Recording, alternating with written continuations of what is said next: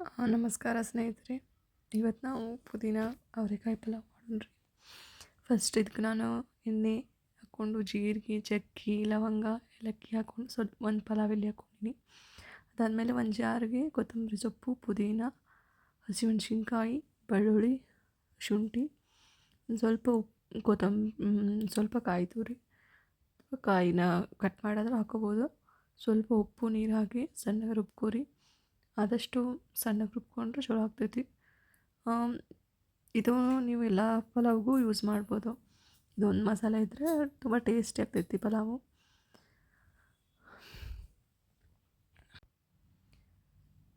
So ಇದಾದಮೇಲೆ ನಾನು ಇದಕ್ಕೆ ಬೀನ್ಸು, ಆಲೂಗಡ್ಡೆ, ಗಜ್ರಿ ಇದು 3 ಹಾಕತ್ತೀನಿ. ಮತ್ತು ಅವರೆಕಾಳು ಹಾಕತ್ತೀನಿ. ನೀವು ಮತ್ತು ಯಾವುದಾದ್ರೂ ತರಕಾರಿ ಹಾಕೋಬೋದು. ಈಗ ಉಳ್ಳಾಗಡ್ಡಿ ಅಂದರೆ ಈರುಳ್ಳಿ ಚೆಂದಾಗಿ ಫ್ರೈ ಆದಮೇಲೆ ಇದಕ್ಕೆ ಏನು ಹಾಕ್ತೀನಂದ್ರೆ ರುಬ್ಬಿರೋ ಮಸಾಲೆ ಹಾಕೋನು. ರುಬ್ಬಿರೋ ಮಸಾಲೆ ಸ್ವಲ್ಪ ಎಣ್ಣೆ ಬಿಡೋಕತ್ತಾಗ ಇದಕ್ಕೆ ನಾವು ಇಟ್ಕೊಂಡಿರೋ ಎಲ್ಲ ತರಕಾರಿಗಳನ್ನ ಹಾಕ್ಕೋಬೇಕು. ನಾನಿಲ್ಲೇ ಬೀನ್ಸು, ಆಲೂಗಡ್ಡೆ, ಗಜ್ರಿ ಹಾಕೋತೀನಿ. ಅದಾದಮೇಲೆ ಸ್ವಲ್ಪ ಅವರೆಕಾಯಿ ಹಾಕ್ಕೊಂಡು ಚೆನ್ನಾಗಿ ಬೇಯಿಸ್ಕೋರಿ ಚೆಂದಾಗ. ಸ್ವಲ್ಪ ಎಣ್ಣೆ ಸ್ವಲ್ಪ ಮಸಾಲೆ ಇಟ್ಕೋಬೇಕು. ಅದಾದಮೇಲೆ ಇದಕ್ಕೆ ಸ್ವಲ್ಪ ಉಪ್ಪು ಮತ್ತೊಂದು ಸ್ವಲ್ಪ ಬಿರಿಯಾನಿ ಮಸಾಲ ಹಾಕಬೇಕು. ಅಂದರೆ ಬಿರಿಯಾನಿ ಮಸಾಲ ಆಪ್ಷನಲ್ಲು, ಸ್ವಲ್ಪ ಅದು ಟೇಸ್ಟ್ ಎನ್ಹಾನ್ಸ್ ಮಾಡುತ್ತೆ. ಒಂದು ಮಿಕ್ಸ್ ಮಾಡಿದೆ. ಟೊಮ್ಯಾಟೊ ಹಾಕ್ಕೊಂಡಿನಿ ಒಂದು. ನೀವು ಇದರಲ್ಲಿ ಅವರೆಕಾಯಿ ಬದಲು ಹಸಿ ಬಟಾಣಿ ಆ ಥರ ಹಾಕ್ಕೋಬೋದು ಯಾವುದಾದ್ರೂ.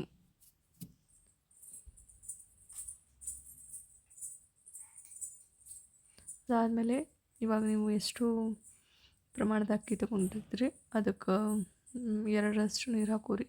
ಅಂದ್ರೆ ಅದು ಮತ್ತು ಅಕ್ಕಿ ಮೇಲೆ ಡಿಪೆಂಡ್ ಇರುತ್ತೆ.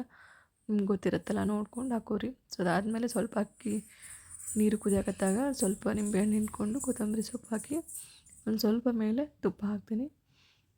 ಆಮೇಲೆ ಇದು ನಾನು ಮೊದಲೇ ಕುದಿಯಾಕತ್ತಿತ್ತಲ್ಲ, ಹೀಗಾಗಿ ಒಂದೇ ಸೀಟಿ ಹಾಕಿ ಕುದಿಸಿದ್ದೀನಿ. ತುಂಬ ಚಲೋ ಆಗಿತ್ತು. ಟೇಸ್ಟು ಚಲೋ ಅನ್ನಿಸ್ತು ನನಗೇನು. ನೀವು ಒಂದು ಸಲ ಟ್ರೈ ಮಾಡಿರಿ. ಮತ್ತು ನಿಮ್ಗೆ ಏನಾದರೂ ಉತ್ತರ ಕರ್ನಾಟಕ ಅಡುಗೆಗಳು ಏನಾದರೂ ಬೇಕಂದರೆ ಕಮೆಂಟ್ ಮಾಡಿರಿ. ಥ್ಯಾಂಕ್ಸ್ ರೀ.